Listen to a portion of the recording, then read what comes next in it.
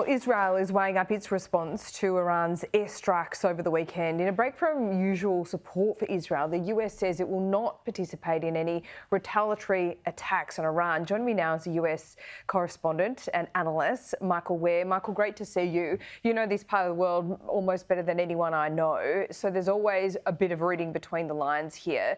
Iran launched this drone strike, which was quite slow and gave America and Israel's allies forewarning. What do you think the intention was here?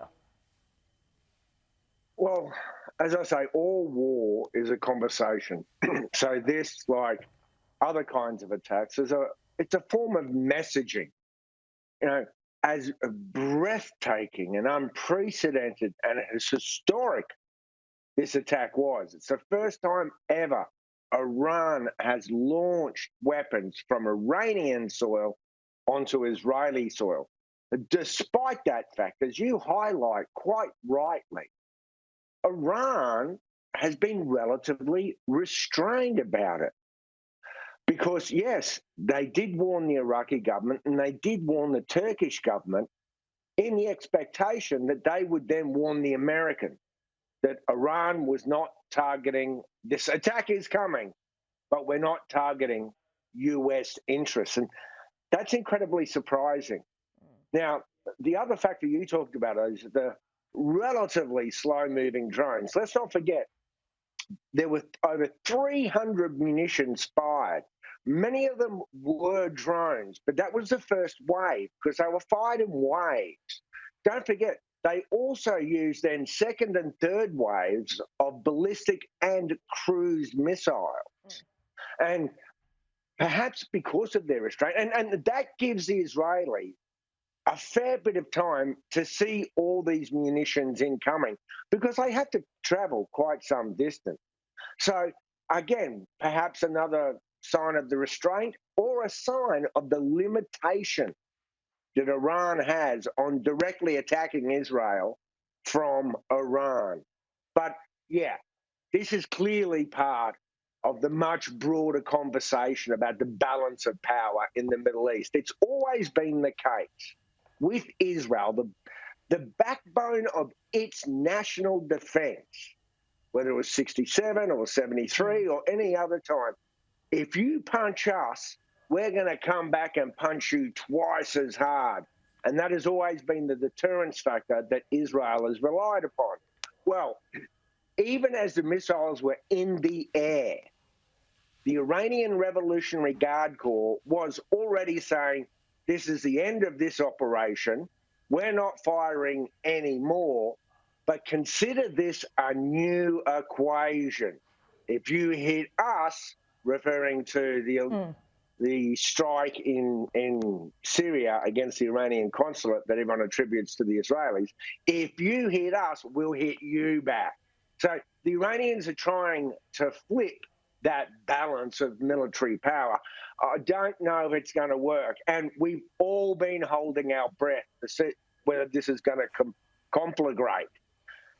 But in the last half hour or so, I've been able to start to breathe because the Israeli government has just announced they're reopening schools. So that indicates two things, that Israel doesn't intend to immediately retaliate, and therefore they're not expecting any immediate response.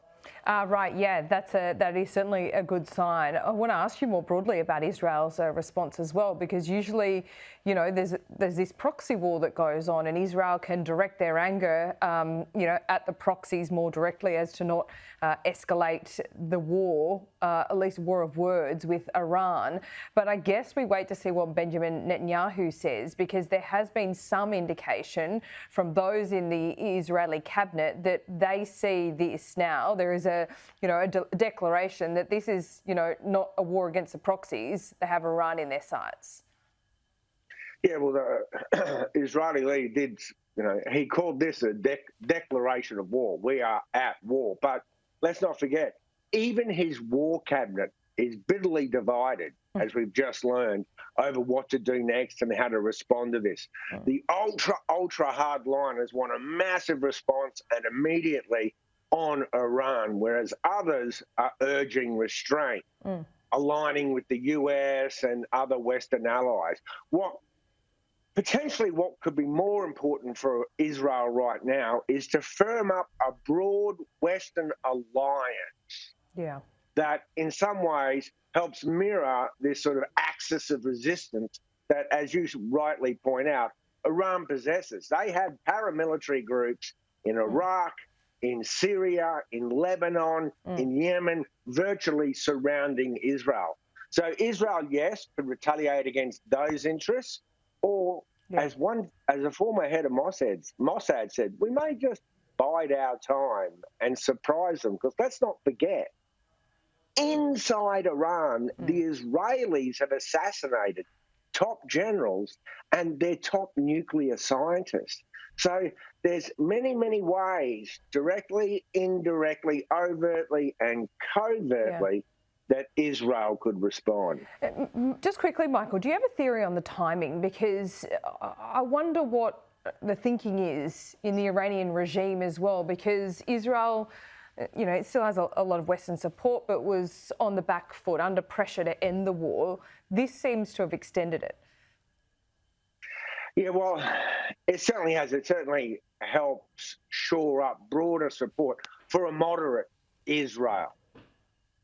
But also, the timing was potentially dictated by Israel, because, as Tehran would argue, they started it first on April 1, when Israel launched an assassination missile strike on the Iranian consulate in Syria, where they were targeting two top generals. And I can tell you, Israel killed the right generals. These men were overseeing these paramilitary organizations, this axis of resistance. So they really did hit the right people. But as to the timing, one could argue that Israel set this in train, in the sense that they launched that strike. Now, why did they do it, and why did they do it now?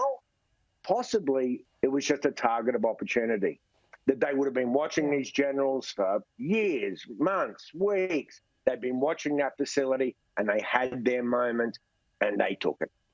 Michael Ware, always good to talk to you. We'll see you soon. Cheers.